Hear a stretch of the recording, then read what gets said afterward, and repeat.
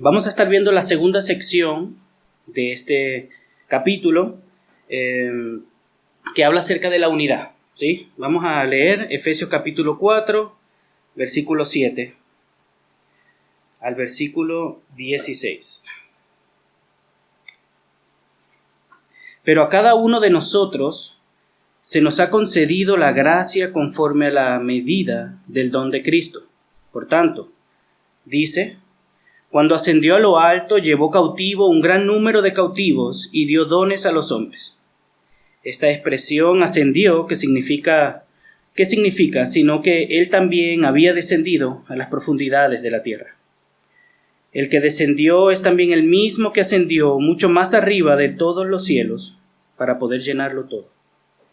Y él dio a los unos el ser apóstoles, a otros profetas, a otros evangelistas, a otros pastores y maestros, a fin de capacitar a los santos para la obra del ministerio, para la edificación del cuerpo de Cristo, hasta que todos lleguemos a la unidad de la fe y el pleno conocimiento del Hijo de Dios, a la condición de un hombre maduro, a la medida de la estatura de la plenitud de Cristo. Entonces ya no seremos niños, sacudidos por las olas y llevados de aquí para allá por todo viento de doctrina, por la astucia de los hombres, por las artimañas engañosas del error. Más bien, al hablar la verdad en amor, creceremos en todos los aspectos en aquel que es la cabeza, es decir, Cristo, de quien todo el cuerpo, estando bien ajustado y unido por la cohesión que las coyunturas proveen, conforme al funcionamiento adecuado de cada miembro, produce el crecimiento del cuerpo para su propia edificación en amor. Amén. Si vieron, el texto del día de hoy es un poco extenso, entonces no voy a tener tiempo, no me voy a tomar el tiempo de ir en cada detalle, sino más bien presentarles una idea principal que es la unidad, ¿verdad? Y lo vamos a ver ahorita. Nosotros en el sermón pasado vimos que tenemos que esforzarnos para mantener la unidad. Y esta unidad de la que ya hablamos el domingo pasado se ve soportándonos los unos a los otros, para que podamos vivir dignamente ese llamado. ¿Se acuerdan? En el capítulo 4, versículo 1, dice Pablo: yo pues, prisionero del Señor, les ruego que ustedes vivan de una manera digna de la vocación con que han sido llamados. Pero también vimos algunas razones de por qué debemos de vivir. Que todos tenemos un Dios, todos tenemos un Señor, hemos sido bautizados en el nombre del Padre, del Hijo y del Espíritu Santo. Tenemos una fe y somos un cuerpo y tenemos una esperanza. Jesús nos ha reconciliado con el Padre y por lo tanto ya no hay condenación para los que están en Cristo Jesús. Y Jesús también nos ha reconciliado los unos a los otros. ¿Se acuerdan? Estudiamos que los judíos y los gentiles, ahora de ambos pueblos Él hizo uno. Hizo un nuevo hombre, una nueva creación. Pero la unidad en la vida del creyente no solo se manifiesta de manera exterior, no solo se manifiesta soportándonos los unos a los otros y buscando mantener la paz y reflejar esa unidad en amor, sino que también la Biblia nos llama que la unidad de la fe y el pleno conocimiento del Hijo es una de estas manifestaciones. Manifestamos la unidad en el cuerpo de Cristo como un pueblo de manera exterior, pero también de manera interior. La Biblia enseña claramente la enseñanza de la depravación total o la depravación radical del hombre. Y esa es la enseñanza que enseña que el hombre está corrompido en todas las áreas de su ser. Su voluntad está manchada por los afectos del pecado, sus deseos, su mente, sus actitudes, sus acciones. Todo lo que hacemos está manchado con el pecado. Esa es la luz, ese es lo que la Biblia nos enseña. Ese es el estado de la humanidad que presentan las Escrituras. Estamos tan moralmente depravados que estamos intencionalmente a veces, pero de manera continua, inclinados constantemente al mal. No deseamos acercarnos a Dios de manera interna, y si lo hacemos son con motivaciones dañinas, motivaciones no santas, motivaciones no puras, y por eso es que no podemos hacer nada que le agrade a Dios fuera de la gracia de Dios, de esa gracia salvadora que Él nos imparte. Ese es el estado de la humanidad, y esa corrupción total es verdad que ha sido vencida en la regeneración del creyente, o sea, en el nuevo nacimiento. Lo hemos estudiado. Dios nos da un nuevo corazón, una nueva vida, y ahora los creyentes podemos amar a Dios, podemos buscar a Dios, podemos obedecer a Dios de manera sincera. Le podemos decir no a nuestro pecado. Dios nos ha dado esa vida espiritual. Pero en esta vida el pecado remanente es una realidad. Y no vamos a dejar a un lado ese pecado remanente, sino hasta que el Señor venga y glorifique a su pueblo.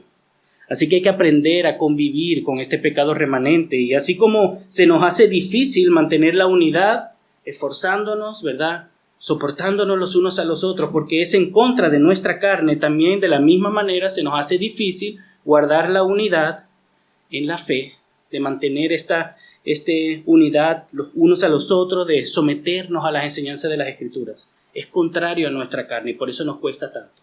¿O a usted no le cuesta someterse a veces a las Escrituras? Aún como hijo, a veces nos cuesta obedecer la palabra de Dios, porque es nuestro pecado, nuestra carne, con la cual tenemos que luchar.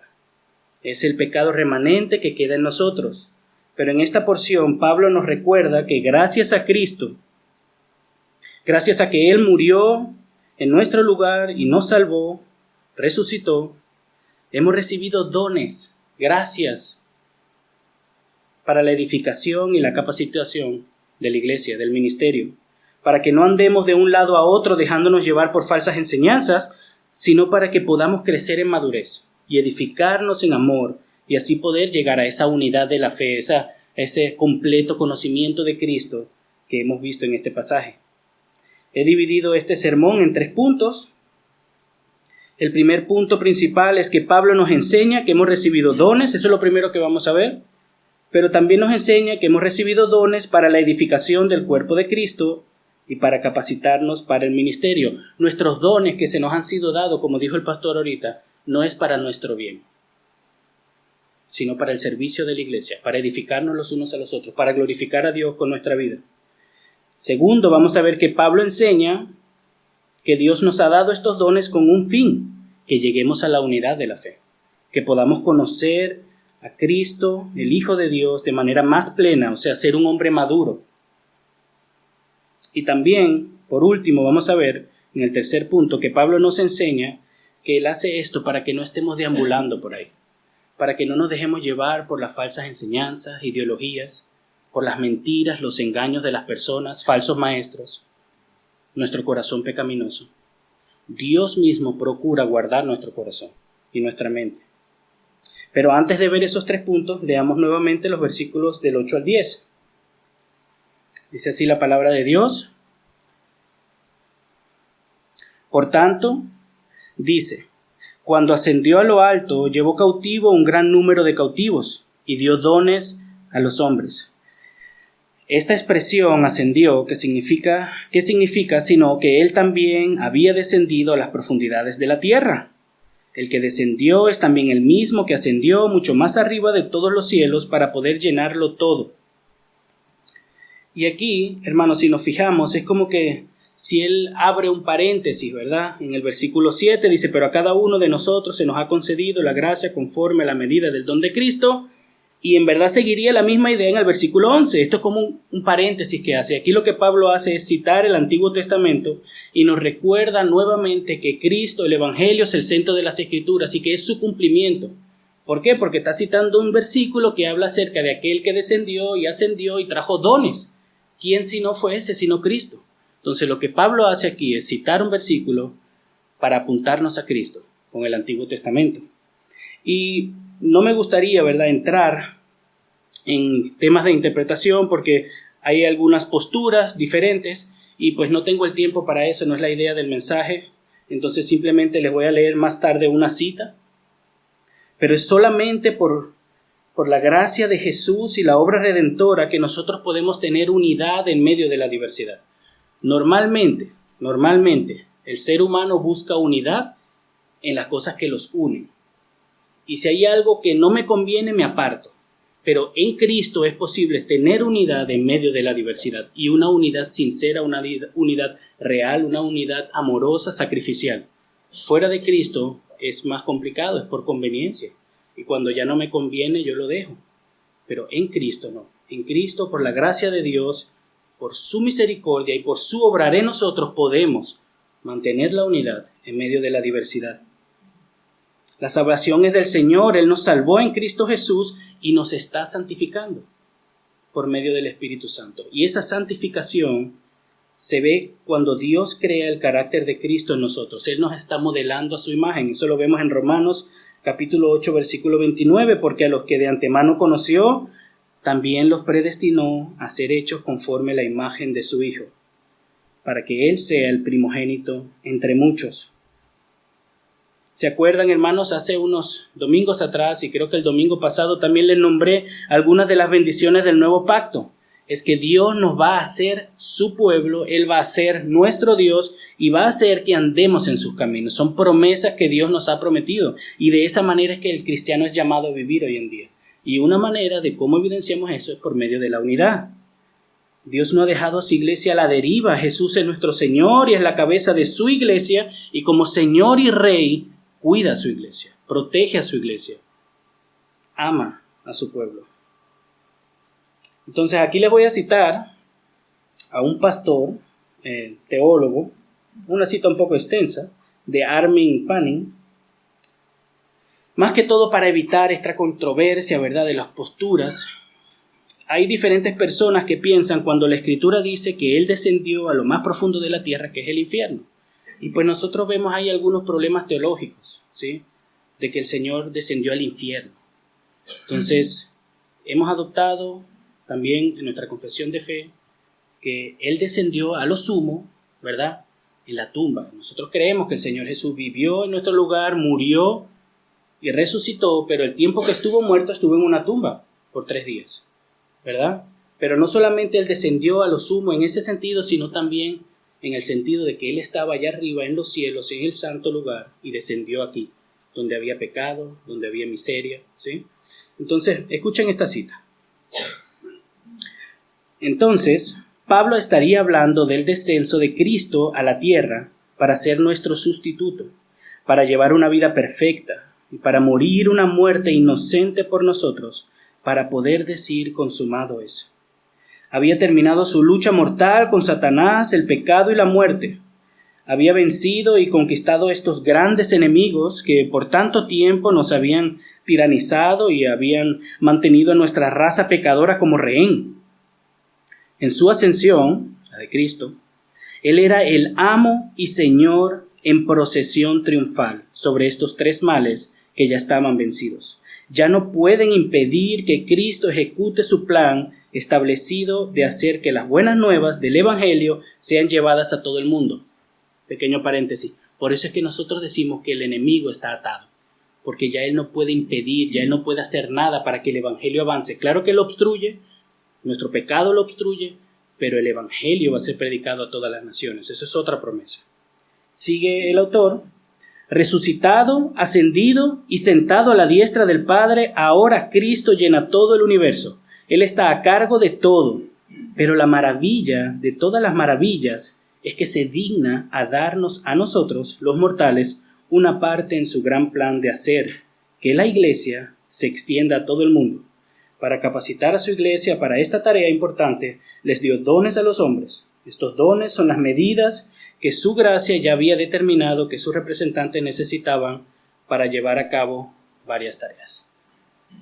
Cuando vemos esta imagen, que Él ascendió a los cielos, ¿verdad?, y llevó dones, podemos imaginarnos a un rey que acaba de conquistar una nación, y cuando normalmente en aquel entonces los reyes conquistaban naciones, se llevaban el botín de guerra, el oro y todas las demás prendas bonitas, y eso se lo entregaba a su pueblo, o lo guardaba él para sí. Entonces esa imagen es como que la que estamos viendo aquí en este versículo.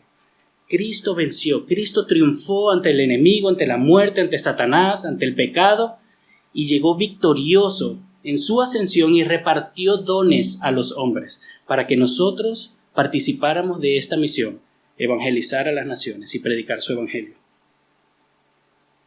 Por eso les había dicho que no era mi interés meterme en ese, ¿verdad?, en esa controversia, pero creo que eso es una manera bíblica de poder interpretar este texto y que nos ayuda a nosotros, ¿verdad?, a mantener esta unidad, a ver la idea principal, que se trata de la unidad de Cristo dando dones a su iglesia, ya que el versículo 7 empieza así: pero a cada uno de nosotros se nos ha concedido la gracia conforme a la medida del don de Cristo. Así que veamos el primer punto. Pablo enseña que hemos recibido dones para la edificación del cuerpo y para capacitarnos. Ya hemos leído el versículo 7, leamos los versículos 11 y 12. Dice: y Él dio, o sea, Cristo, ¿verdad?, aquel que descendió y ascendió y ahora lo llena todo en todos, y Él dio a unos el ser apóstoles, a otros profetas, a otros evangelistas, a otros pastores y maestros, a fin de capacitar a los santos. ¿Quiénes son los santos? Nosotros, los creyentes. A fin de capacitar a los santos para la obra del ministerio, para la edificación del cuerpo de Cristo. Y primero lo que vemos aquí es que Dios, Cristo, reparte los dones conforme a su voluntad. Él los reparte. Nosotros podemos orar, ¿verdad? En las Escrituras vemos que podemos pedirle al Padre ciertos dones, pero Él los reparte. Y eso lo vemos claramente en 1 Corintios capítulo 12, a partir del versículo 8 hasta el versículo 11. Dice así la palabra de Dios, el mismo Pablo escribiéndole a otra iglesia: pues a uno les da palabra de sabiduría por el Espíritu, a otro palabra de conocimiento según el mismo Espíritu, a otro fe por el mismo Espíritu, a otro dones de sanidad por el único Espíritu, a otro poder de milagros, a otro profecía, a otro discernimiento de espíritus, a otro diversas clases de lenguas, y a otro interpretación de lenguas. Y ahora escuchen aquí: pero todas estas cosas las hace uno y el mismo Espíritu, distribuyendo individualmente a cada uno según su voluntad. Dios entrega los dones. Dios establece qué dones dar a su pueblo para su edificación, para capacitarlos, para el ministerio, para bendecirlos, para amarlos, para cuidarlos, para que no anden por ahí como niños, de un lado al otro, dejándose engañar. Es Dios quien nos da estos regalos y los da de manera soberana. Y aunque es verdad que el versículo 7 dice que a cada uno de nosotros se nos han concedido dones, eso lo estudiamos un tiempo atrás, ¿verdad? Dios nos ha dado dones a todos para edificarnos los unos a los otros, para servirnos, para cuidarnos, para edificarnos, para exhortarnos, amonestarnos, amarnos, soportarnos, ¿sí? El Señor eso lo ha hecho, eso lo hemos estudiado, pero aquí en este pasaje Pablo especifica qué dones. Y estos dones que él especifica no se los ha dado a todos, se los ha dado a algunos. Es verdad que somos un cuerpo, pero así como somos un cuerpo, hay un pie, hay un brazo, hay una mano, hay dos ojos. No todos somos ojos, no todos somos pies. Todos tenemos un don dado por Dios, todos tenemos diversos dones dados por Dios para bendecir a su pueblo. Y los dones que vemos aquí los vemos en el versículo 11, dice: y él dio a algunos, no a todos, a algunos el ser apóstoles. Y el ser apóstoles era un oficio que cumplieron los 12 apóstoles, los 12 discípulos de Jesús. Y Pablo, ¿verdad? Como hijo abortivo, él se llama a sí mismo de esa manera. Y este es un regalo para la iglesia de Dios, de Cristo, del Espíritu Santo. Es un regalo que Dios le dio a la iglesia, pero es un regalo que Dios le dio a la iglesia y que ya no están entre nosotros. Ya no podemos nombrar apóstoles. Ya no hay apóstoles entre nosotros en el sentido bíblico del oficio. ¿Por qué? Porque nadie puede llenar estos requisitos. ¿Quién estudió con Cristo 3 años de aquí, de lo que estamos aquí? ¿Quién estuvo con Cristo durante el tiempo que Él vivió, murió y resucitó? ¿Quién lo vio resucitado de los que vivimos ahora, 2000 años después? Ninguno de nosotros. Entonces, como ninguno de nosotros ha podido o va a poder llenar esos requisitos, ninguno de nosotros es llamado a ser apóstol. Y también tenemos que pensar que los apóstoles funcionaron como fundamento de la iglesia. Eso también lo estudiamos en el capítulo 2. Apóstoles y profetas son el fundamento de la iglesia y todos estamos siendo edificados sobre ellos. De la misma manera, aquí el apóstol Pablo dice: y él dio a algunos al ser apóstoles y a otros profetas. Y de la misma manera, este oficio, como el de los apóstoles, fue fundacional. ¿Qué significa eso? Sirvió para el fundamento. O sea, se requirió al principio, al comienzo de la iglesia, para revelar la palabra de Dios. Era necesario. Necesitábamos personas que proclamaban la palabra de Dios de manera viva, infalible, porque no había escritura. No teníamos la Biblia completa. Pero hoy tenemos, como dice Pedro, la palabra profética más segura, que es su palabra. Es su Biblia. Y todos tenemos acceso a su palabra.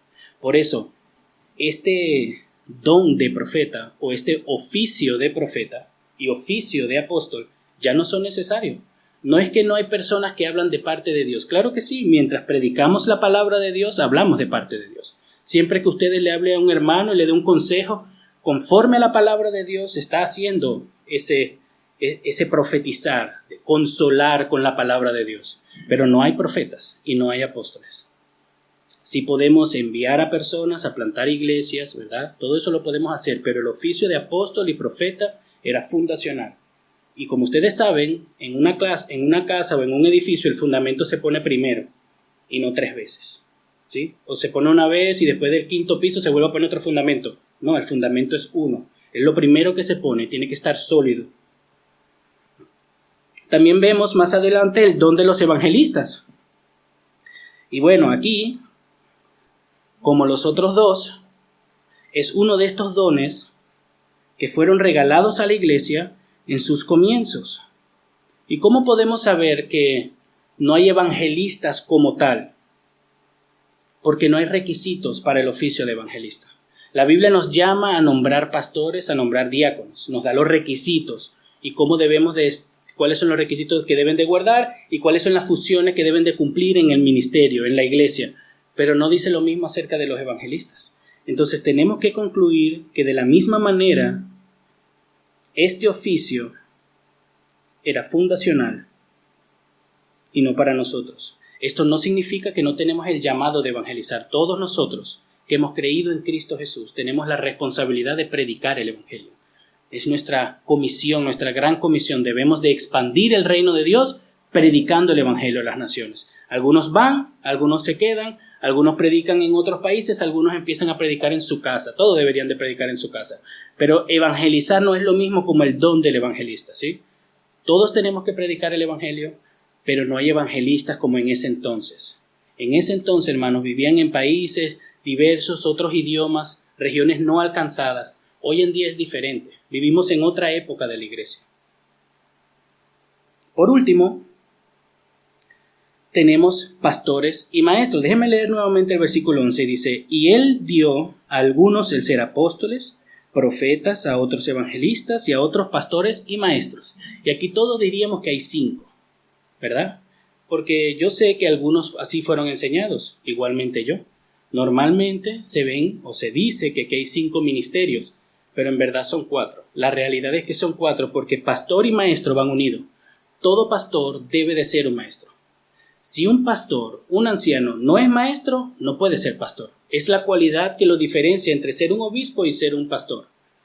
El obispo y el pastor tienen los mismos requisitos, pero el pastor tiene que saber enseñar. Tiene que ser un maestro. Entonces, en vez de dividir aquí pastores y maestros, lo que deberíamos de hacer es pastores que enseñen, ¿sí? Porque esa es la tarea del pastor. La primera tarea de los ancianos es predicar la palabra de Dios y enseñar al pueblo de Dios. Si una persona no ejerce ese liderazgo, ese servicio, no puede ser pastor. Así que estos son los dones que Cristo, como cabeza de la iglesia, dio a su pueblo. Algunos de ellos fueron dados para edificar, para fundar, para ser la base, y otros para la continuidad, para seguir edificando sobre aquello que ya nos ha sido dado. Y eso lo vimos en Efesios capítulo 2. Los apóstoles y los profetas son el fundamento y nosotros somos edificados sobre ellos, conforme a la palabra de Dios. Pero Pablo también nos aclara que estos dones, este regalo, porque no tenemos que verlos como personas o simplemente como personas históricas o simplemente siervos, son regalos de Dios. Cada vez que en una iglesia se llama a un pastor, se llama a un diácono, son regalos que Dios le da a la iglesia. Hay iglesias grandes que solo tienen un pastor. Y Dios en su misericordia les ha regalado un pastor. Pero hay iglesias más pequeñas que tienen 2 pastores, 2 diáconos y mucha gente sirviendo. Y eso es la gracia de Dios que se manifiesta de diferentes maneras en diversas iglesias, porque Él así lo ha decidido. Tenemos que buscar siempre capacitar hombres, ¿verdad?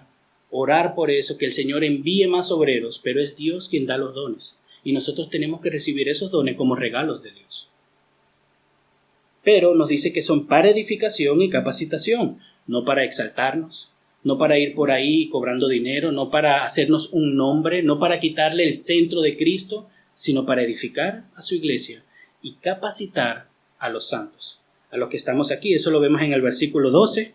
Dice así la palabra de Dios: a fin de capacitar a los santos para la obra del ministerio, para la edificación del cuerpo de Cristo. Esta salvación que hemos recibido por Dios no ha terminado en un sentido. Nosotros ya somos salvos, ya hemos sido salvados, Cristo ya murió por nuestros pecados, pero en un sentido Dios sigue obrando en su pueblo para santificarnos. Dios ya nos ha salvado, pero nos sigue santificando. Y esto lo hace por medio de su palabra, por medio de sus pastores y maestros que Él da a la iglesia para beneficiarles, para edificarlos, para capacitarlos, para la obra del ministerio, para que nos soportemos los unos a los otros, para que nos cuidemos y nos amemos y nos edifiquemos los unos a los otros. Somos una obra en construcción, como alguien ha dicho. El Señor está moldeando nuestro carácter de todos nosotros con un fin de que podamos ser maduros y capaces de edificarnos los unos a los otros. Por eso estamos aquí. Por eso es que tenemos que venir el domingo a la iglesia, escuchar la palabra de Dios y dejarnos guiar por Dios en la predicación para ser capacitados, para servirnos y soportarnos y amarnos los unos a los otros. Si no nos edificamos los unos a los otros, no estamos sirviendo como Cristo nos llama a servir. El creyente no ha sido salvado y llamado a sentarse. El creyente ha sido llamado a sentarse y a escuchar y a poner en obra lo aprendido. Y por eso tenemos la responsabilidad de, así como Dios nos edifica, edificarnos los unos a los otros. Así como Dios nos santifica, de buscar la santidad. Y si han notado bien, creo que ya lo he repetido 2 veces, el ministerio no solo lo llevan los pastores y maestros, sino todos los creyentes estamos siendo capacitados para ello. Quizás el liderazgo es el más visible, ¿verdad? Porque le toca predicar, porque es lo que Dios ha decidido, el don que le ha regalado a la iglesia de estar aquí, predicar, dar la enseñanza los viernes, estar al frente en las oraciones. Es el don que Dios ha decidido darle. Es la manera de cómo Dios lo ha llamado a servir. Pero todos aquí somos llamados a servir en el ministerio, para el ministerio. Hermano Junior, pero yo no sé predicar. Sirva. ¿Cómo? Sirviendo, ayudándose, amándose, cuidándose. Hay muchas maneras de servirnos los unos a los otros. Visitándonos, cuidándonos, llamándonos, guardando la unidad cuando otros quieran hablar mal de nosotros por fuera. Todos somos llamados a hacer el ministerio, no solamente el liderazgo. Si solamente el liderazgo hace el ministerio, esto es como un cine. 1 o 2 están haciendo todo y los demás solamente contemplan, se entretienen, y esa no es la iglesia. La iglesia no es un lugar donde nos entretenemos, nos gusta, no nos gusta, cantamos un poquito, nos vamos para nuestra casa, ya, qué bien que me siento, porque pude escuchar y me entretuve por unas horas y ahora me siento mejor. No, hermanos. La iglesia es una comunidad de personas donde nos vivimos los unos a los otros. A veces es más fácil, a veces es más difícil, donde nos buscamos, nos amamos, nos servimos. Todos los santos están siendo capacitados para el ministerio. Si usted no puede, pídale a Dios. Si usted no tiene deseo, pídale a Dios, porque Dios está obrando en nuestras vidas para que podamos edificarnos los unos a los otros. ¿Cómo? Dios sabe. ¿Cuáles son los dones que Dios tiene para usted? Dios sabe. ¿Cómo uno sabe qué don Dios le va a dar? Sirviendo. Si usted no sabe todavía que Dios le está dando para cantar en la alabanza, póngase a servir, limpiando, dando la comida, saludando cuando las visitas entran, despidiéndolas cuando se van, llamándonos durante la semana. Sirvámonos los unos a los otros y el Señor nos va a ayudar y nos va a guiar a ver cuáles son esos dones. Algunos quizás tienen el don de de ser dadivoso, más de lo normal. Todos somos llamados a ser dadivosos, pero hay unos que tienen esa dadivosidad más que otros. Si el Señor los llama a quizás crear un grupo donde se visitan los unos a los otros, a llevarle comida a los enfermos, el Señor sabrá cómo hará eso. pero todos tenemos que hacer el ministerio. Ustedes, nosotros, todos. Somos llamados a usar nuestros dones para el servicio del otro. Jesús le ha dado dones a la iglesia. Está claro, para capacitarnos y para el ministerio y para edificarnos los unos a los otros. Pero Jesús también, o Pablo, mejor dicho, Dios en su palabra, nos ha dado cuál es el fin. Ese es el segundo punto. Pablo enseña que el fin de Dios, darnos dones a la iglesia, es que lleguemos a la unidad de fe y del pleno conocimiento del Hijo de Dios, o sea, que seamos un hombre maduro. Ya vimos que la unidad se guarda de manera exterior, soportándonos los unos a los otros, pero esta manera de guardar la unidad es llegando a la unidad de la fe, de lo que creemos, y teniendo un conocimiento cada vez mayor de nuestro Señor Jesucristo. Y eso lo vemos en el versículo 13. Dice en el 12, voy a leer desde el 12, a fin de capacitar a los santos para la obra del ministerio, para la edificación del cuerpo de Cristo, hasta que todos lleguemos a la unidad de la fe y del pleno conocimiento del Hijo de Dios, a la condición de un hombre maduro, a la medida de la estatura de la plenitud de Cristo. Dios quiere que seamos maduros. Dios está santificando a su pueblo. Dios quiere que seamos hechos a imagen de Cristo. Lo vimos, Romanos 8. Él está modelándonos, haciéndonos cada vez más como Cristo. Y una manera de cómo Dios obra en nuestras vidas para hacernos cada vez más maduros es teniendo unidad de fe y conociendo cada vez más a Cristo, guardando la unidad en lo que creemos y buscando conocer más a Cristo. Y aquí la palabra fe no debemos de entenderla como confianza, ¿verdad? Uno de lo que Dios nos llama para ser salvos. ¿Qué tiene que hacer el hombre para recibir salvación? Creer, poner su fe. ¿En qué? En Jesucristo. En que Él murió por nuestros pecados, que vivió una vida perfecta, que ascendió a los cielos y que resucitó al tercer día, claramente. Eso es la fe que Dios demanda de todas las personas para ser salvos. Esa no es esa fe. Esta fe, como en otros pasajes, se refiere más que todo a un cúmulo de doctrinas, de enseñanzas esenciales para la salvación. Por eso podemos guardar unidad en esa fe.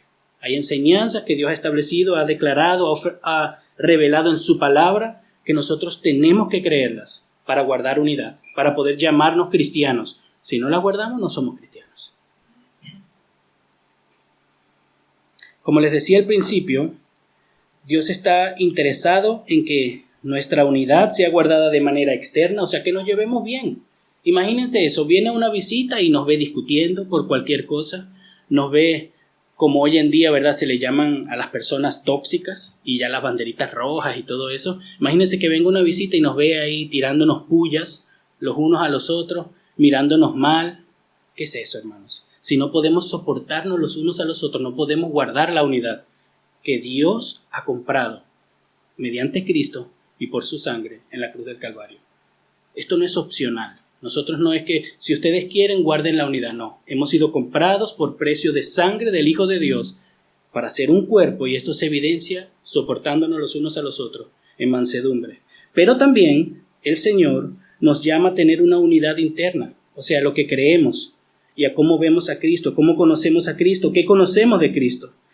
Y solamente si tenemos esta unidad, solamente si nos ponemos de acuerdo en qué creemos acerca de Dios, acerca de Jesús, acerca del Evangelio, acerca de su palabra, podemos tener verdaderamente unidad. Y la manera de que Dios ha establecido que crezcamos en esta fe y en este conocimiento es por medio de nuestros pastores y maestros, por medio de la predicación de la palabra. Él ha dado dones a su iglesia para que podamos ser maduros, tener unidad en la fe y poder conocer cada vez más a Cristo. ¿Lo podemos hacer nosotros mismos? Claro que sí, ahorita lo vamos a ver al final, como aplicación. ¿Qué tenemos que hacer todos los creyentes? Pues leer la Biblia, conocer más a Dios. Pero Dios nos ha dado dones. Seríamos necios si no escuchamos la palabra de Dios y no escucháramos a nuestros pastores, su guía, su enseñanza, si no viniéramos a los estudios bíblicos para crecer en el conocimiento de la palabra de Dios y de lo que Él quiere de nosotros. Esa es la manera de cómo Dios ha establecido que nosotros nos edifiquemos, que crezcamos y que vivamos para Él, sujetándonos a nuestros pastores, a la enseñanza que Dios les da y que ellos predican conforme a su palabra. Y justamente aquí, hermanos, hablando de esta unidad de la fe y del conocimiento de Cristo, es donde nos diferenciamos con las sectas, con los testigos de Jehová, con los mormones, donde nos diferenciamos también con otras creencias como el judaísmo, el catolicismo y el islam. Todos ellos creen algo acerca de Jesús, todos ellos creen algo acerca de Dios, del Evangelio y la palabra, pero no lo mismo, y por eso no podemos tener unidad con ellos. No puede haber hermandad entre un católico, un creyente, una persona del Islam, un judío y un creyente, porque nuestras visiones de Cristo, nuestra visión del Evangelio, nuestra visión de la palabra de Dios no es la misma. ¿Puede haber amistad? Claro que sí, no estamos hablando de eso. Debemos de amarnos, tolerarnos, cuidarnos, protegernos, buscar la paz. Claro que sí, pero unidad en el espíritu, en una fe, imposible. Imposible. Pero ¿qué pasa con todas esas ramas del protestantismo? Porque también es verdad que hay muchas denominaciones, ¿verdad? A los evangélicos hay muchos. Bueno, siempre y cuando guardemos unidad en las doctrinas esenciales, son nuestros hermanos.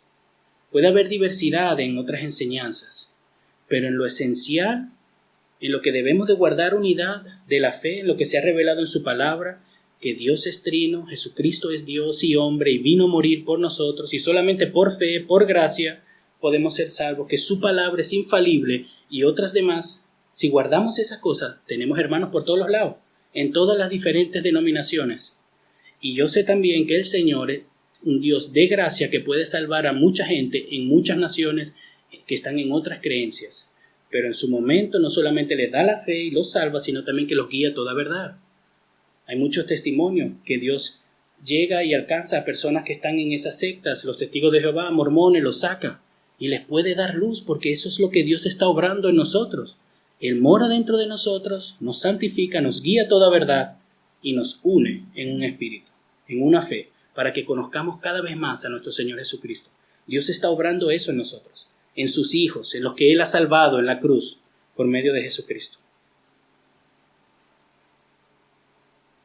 Pero aquellos que niegan estas verdades esenciales no son nuestros hermanos. Por ejemplo, hay denominaciones protestantes, bueno, así se llaman, ¿verdad? Por diferentes criterios, que son unitarios. No creen en la Trinidad, y alguien que no cree en la Trinidad no puede ser nuestro hermano en la fe. Quizás tenga un hermano, ¿verdad?, que está un poco errado en su pensamiento. Pero en la fe no podemos ser hermanos con ellos. No podemos compartir un culto en ese sentido. No podemos adorar al mismo Dios. Si una persona no ve a Dios como un Dios trino, ¿cómo vamos a orarle al mismo Dios? Él está orando a su Dios y yo le estaré orando al Dios de las Escrituras, que se ha revelado en 3 personas. Y así con las otras enseñanzas. Si nuestro Dios, nuestra imagen de Cristo, nuestro conocimiento del Evangelio no están impermeados por la palabra de Dios, no podemos tener unidad en esas cosas. Entonces, el fin de los dones que Jesús le da a su cuerpo es para unirnos en esta fe y en el conocimiento de Él. Pero ¿por qué esto es tan importante? ¿Por qué necesitamos la ayuda de Dios en estas cosas? ¿Por qué necesitamos que Dios esté constantemente obrando en nosotros por la predicación de su palabra, por el consejo de los hermanos, por la ayuda de los pastores? ¿Por qué necesitamos guardar esta unidad en la fe y en el conocimiento de Cristo? Bueno, Pablo nos enseña que esto lo hace Dios para que no estemos deambulando de un lado para otro, para que no nos dejemos engañar por falsas enseñanzas. Hay falsas iglesias, falsos pastores, falsos maestros, falsas iglesias, falsas enseñanzas. Hay personas que se levantan en un púlpito y lo único que hacen es pedir dinero en el nombre de Dios. Se enriquecen a ellos mismos y dicen que predican a Cristo. Viajan en aviones, tienen mansiones y el pueblo está sufriendo hambre. Y ellos dicen que son cristianos. Y ellos dicen que predican a Dios. Eso no es Dios. Eso no es el Evangelio. Eso no es Cristo. Pero pareciera que sí. Entonces Dios nos da dones a la iglesia para cuidarnos de caer en esas malas enseñanzas. Porque hay malas enseñanzas en este mundo. Hay falsos, hay lobos rapaces. Entonces Dios hace eso para que no estemos deambulando, sino para que funcionemos bien. Y funcionemos bien como un cuerpo, edificándonos los unos a los otros, para crecer de manera sana. No es tan difícil, es sencillo. Dios quiere que seamos un cuerpo. Y para ello sigue obrando en nuestras vidas por medio de pastores y maestros y por medio de los unos a los otros. Leamos los versículos 14 y 16. Dice: entonces ya no seremos niños, sacudidos por las olas y llevados de aquí para allá por todo el viento de doctrina, por la astucia de los hombres, por las artimañas engañosas del error. Más bien, al hablar la verdad en amor, creceremos en todos los aspectos en aquel que es la cabeza, es decir, Cristo, de quien todo el cuerpo, estando bien ajustado y unido por la cohesión que las coyunturas proveen, conforme al funcionamiento adecuado de cada miembro, produce el crecimiento del cuerpo para su propia edificación en amor. Jesús es la cabeza de su iglesia. Jesús es el Señor de esta iglesia. Él nos ama, nos cuida y nos protege. Y en función de eso, Él nos cuida buscando la unidad de nosotros, creando la unidad en su pueblo. Es una manera del amor de Dios que Él crea unidad en su pueblo. Es como Dios nos cuida a nosotros para que no andemos por ahí dejándonos engañar de falsos evangelios y falsas personas, para que no deambulemos de un lado al otro, para que no seamos engañados, para que creamos las mentiras del diablo, que a veces se filtran en el pueblo de Dios, por medio incluso del púlpito. Porque hay personas que no predican la palabra de Dios, sino que predican sus opiniones y predican sus engaños y manipulan a muchas personas. Y si nosotros no perseveramos en buscar a Dios, en conocer su palabra, en conocerle a Él, no nos nutrimos de la sana doctrina, vamos a ser engañados. Nos vamos a dejar engañar y vamos a ser igualmente culpables con ellos. Pero Dios nos ha dado el Espíritu Santo que mora dentro de nosotros y nos guía a toda verdad y nos da testimonio de todas estas cosas a nuestro espíritu, que la palabra de Dios es palabra de Dios. Para que funcionemos bien, como un cuerpo orgánico, vivo, para que cumplamos con nuestro rol, con nuestra misión de crecer en madurez, servir en el ministerio. No hemos sido salvados para estar sentados, hemos sido salvados para servir, para crecer, para entregarnos los unos por los otros, para vivir para Dios. Como dijo el pastor hoy, ya no nos pertenecemos a nosotros mismos. Hemos sido salvados con la sangre de Cristo, derramada en la cruz, en nuestro lugar. Él nos compró y ahora le pertenecemos a Él. Y es un privilegio poder ser hijos de Dios, pero también entregar nuestras vidas para Él. ¿Que lo logramos todos los días? Bueno, lamentablemente no. Lamentablemente. Pero luchamos, seguimos adelante, le pedimos perdón a Dios, nos arrepentimos y buscamos cada día más serle más fiel y ser hecho cada vez más semejantes a su imagen. Así que la unidad del pueblo de Dios es parte de nuestra nueva naturaleza, como les había dicho. No es que si usted quiere o no. Si usted ha nacido de nuevo y el Señor le ha dado vida en abundancia, usted debería de buscar la unidad, soportándose los unos a los otros, como vimos el domingo pasado, pero también buscando la unidad de la fe, de conocer a Cristo cada vez más, para ser una persona madura, para unirnos, para servirnos los unos a los otros. Así que la pregunta aquí es que si tú has nacido de nuevo y tienes estas cosas en tu mente y en tu deseo, ¿estoy hablando tonterías o es algo que tú deseas y anhelas, aunque a veces no lo haces, porque somos pecadores? Examinémonos, hermanos. Si hemos nacido de nuevo y tenemos vida, deberíamos de estar buscando esta unidad que Dios nos llama. ¿Para qué? Para dar un buen testimonio a las naciones. Para tener esa unidad que Cristo nos llama a tener. Fíjense lo que dice Jesucristo en Juan capítulo 17, versículo 21. Para que todos sean uno, como tú, oh Padre, estás en mí y yo en ti, que también ellos estén en nosotros, para que el mundo crea que tú me enviaste. La gloria que me diste les he dado para que sean uno, así como nosotros somos uno, yo en ellos y tú en mí, para que sean perfeccionados en unidad, para que el mundo sepa que tú me enviaste y que los amaste, tal como me has amado a mí. Entonces, ¿cómo podemos aplicar esto? ¿Qué tenemos que hacer nosotros? Hemos visto, ¿verdad?, que Jesús resucitó de los muertos, que Jesús ascendió y llevó dones consigo y los repartió a Él como Él quiere. Eso es lo que hemos visto. Hemos visto que todos hemos recibido dones, que algunos han recibido dones de pastor y maestro, pero que todos esos dones son para servirnos, para edificarnos. Esto es lo que Él ha hecho por nosotros. ¿Para qué? Para que no caigamos en falsas enseñanzas, para que no nos dejemos llevar por cosas que no son bíblicas. Pero ¿qué tenemos que hacer nosotros? ¿Cómo podemos nosotros edificarnos y capacitarnos? Porque aunque es verdad que Dios está obrando en nosotros el querer como el hacer, nosotros somos llamados a guardar nuestra salvación con temor y temblor. No son contradictorios estas ideas. Nosotros colaboramos con Dios en la santificación. Debemos de esforzarnos dependiendo de Él para que Dios haga la obra en nosotros y nosotros podamos vivir de acuerdo a su voluntad. ¿Qué tenemos que hacer nosotros? Bueno, asistir los domingos al culto, hermanos. Si Dios usa a los pastores y maestros para edificar a su pueblo por medio de la predicación de su palabra y usted no viene los domingos al culto, ¿cómo va a ser edificado? ¿Cómo vas a recibir lo que Dios quiere que usted reciba? Claro que podemos escuchar prédicas en YouTube, claro que sí, pero hemos sido unidos en un cuerpo local.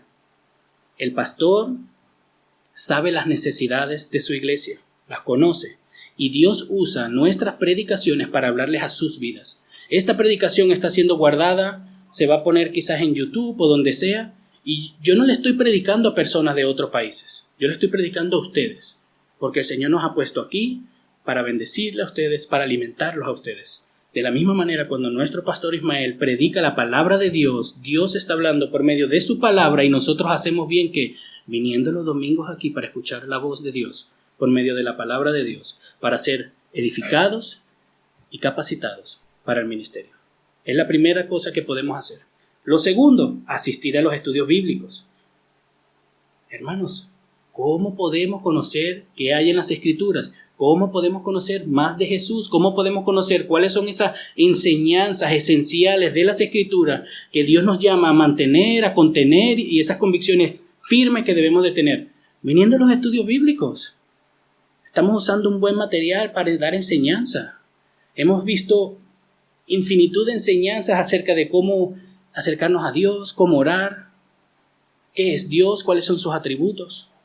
Si nosotros no participamos de estas cosas que Dios ha establecido para que su pueblo sea edificado, ¿cómo podemos crecer en madurez? Si Dios lo que busca es que crezcamos en madurez recibiendo la enseñanza de nuestros pastores y maestros. Claro que podemos ver videos de YouTube. Claro que sí. Yo veo muchos videos y muchos sermones en YouTube, pero mi principal fuente de cómo Dios obra en mi vida tiene que ser el ministerio de la palabra en esta iglesia y el ministerio de enseñanza en esta iglesia. Porque somos una iglesia local, somos un cuerpo. Aquí es donde Dios alimenta a su pueblo que está en esta iglesia. Podemos ir a comer pastos de otro lado, pero Dios alimenta a su pueblo, a Iglesia Bíblica Hispana en Viena, por medio de la predicación de su palabra, en esta iglesia. No son los únicos medios, son los primeros medios que Dios usa. Otra cosa que podemos hacer, sujetarnos a una confesión bíblica. Hermanos, ya nos sujetamos. Gloria a Dios. Gloria a Dios que esta iglesia tiene una confesión bíblica histórica en la cual nosotros nos sujetamos a lo que los cristianos durante más de 2000 años ya han confesado y se han aferrado. Nosotros no nos inventamos la Coca-Cola, hermanos. Nosotros no somos los primeros ni vamos a ser los últimos. Así que dejémonos guiar por el ejemplo de aquellos que han caminado antes que nosotros y aprendamos. Dios le ha dado dones a su iglesia. De manera general, Dios le ha estado dando dones a su iglesia durante 2000 años. Y nosotros nos podemos hoy en día beneficiar de esos dones por medio de una confesión histórica, bíblica y por medio de otros materiales. Por último, sé intencional y busca conocer a Dios en su palabra. ¿Necesitamos a los pastores y maestros? Sí.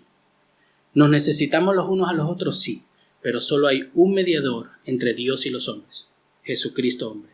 Ninguno de nosotros necesita a nadie excepto la Escritura para conocer a Dios y el Evangelio y a Jesucristo revelado en su palabra. No podemos depender en ese sentido de los demás. Dios nos ha dado su palabra. Todos nosotros tenemos una Biblia, algunos tenemos más, algunos tenemos una física, una electrónica. Tenemos que ser intencionales. Si hemos nacido de nuevo y Dios ha puesto en nosotros el amar a Dios, amar a su pueblo, conocer a Cristo, esta es la primera fuente. ¿Tenemos que venir el domingo? Sí. ¿Tenemos que venir el viernes? Sí. ¿Pero y qué hacemos durante la semana? Estudiar la Escritura, conocer a Jesús. ¿Cómo usted le va a decir a una persona que no cree en Cristo que crea en nuestro Señor Jesús. Si usted quizás puede que predique a un Jesús que no es bíblico, ¿cómo usted le va a hablar acerca del gozo, de la salvación, del perdón inmerecido que tenemos en Cristo Jesús si usted no conoce la Escritura? Tenemos que escuchar a nuestros pastores, pero también tenemos que estudiar la Biblia. Tenemos que estudiar buenos libros, leer libros de teología, ver videos en YouTube. Hoy en día encontramos todo en YouTube. No, hermano, no me gusta leer libros. No te leas un libro, vete un video en YouTube. ¿Cómo estudio la Biblia? Escúchate un audiolibro en YouTube gratis. Hay muchos. Hay muchas maneras. Si usted quiere ser una persona responsable, ¿verdad? Vamos a decir, va a aprender un juego. Entonces, ¿qué es lo que te hace? Usted se capacita. Primero busca la manera de ser bueno en algo antes de hacerlo, ¿verdad? Cuando vamos a estudiar un oficio, primero aprendemos a hacerlo antes de hacerlo. Bueno, ser creyente en un sentido es un estilo de vida que hay que aprenderse. ¿Cómo se aprende? Por medio de la palabra. Dios nos ayuda, nos guía, nos moldea por medio de la predicación, de los estudios bíblicos, pero también en nuestro diario vivir y caminar al lado de Dios en su palabra. Y por buenos libros y buenos videos en YouTube. Buenos videos. ¿Cómo vamos a saber discernir qué video está bien y qué no? Permaneciendo en la palabra de Dios. No hay otra, hermanos. No es que sí o no. Es nuestro estilo de vida. Conocer los atributos de Dios, hermanos. ¿Cómo vamos a adorar a Dios cada vez más? ¿Cómo vamos a estar agradecidos con su inmerecida bondad y fidelidad? Si creemos que lo merecemos todo de Él, porque no entendemos nuestra depravación, porque no entendemos de dónde el Señor nos sacó. Tenemos el privilegio de acercarnos a Dios por medio de su palabra, así que seamos responsables. Y aquellas visitas que están hoy con nosotros, yo no sé si ustedes ya han tomado esa decisión por Cristo, pero hemos estado estudiando que en Cristo Él ha unido a todas las personas, que por fe Él nos ha reconciliado con el Padre, que Él ha vivido una vida perfecta en nuestro lugar, algo que nosotros no logramos, que Él murió en la cruz para pagar por nuestros pecados, algo que nosotros merecemos. Pero como vimos, dijo, consumado es. Murió y resucitó al tercer día. Y solamente si ponemos nuestra fe en Él, si ponemos nuestra confianza en eso que Él logró por nosotros y nos arrepentimos de nuestra vana manera de vivir, es que podemos guardar estas cosas. Es que podemos ser agradables a Dios. Nuestra naturaleza es hacer lo que nos da la gana y buscar nuestra manera y nuestro estilo de vida. Pero Dios manda a que nos arrepintamos de nuestra vida y nos volvamos hacia Él. Si no, no podemos tener esta unidad en fe y en el conocimiento de Cristo que Él nos manda. Todos tenemos la responsabilidad de guardar esto. No solamente un privilegio, es una responsabilidad. ¿Para qué? Para, como dice en Efesios capítulo 4, versículo 13, hasta que todos lleguemos a la unidad de la fe y del pleno conocimiento del Hijo de Dios, a la condición de un hombre maduro, a la medida de la estatura de la plenitud de Cristo. Que el Señor nos ayude a poder conocer cada vez más a nuestro Señor Jesús, para vivir como a Él le agrada. Oremos, hermanos.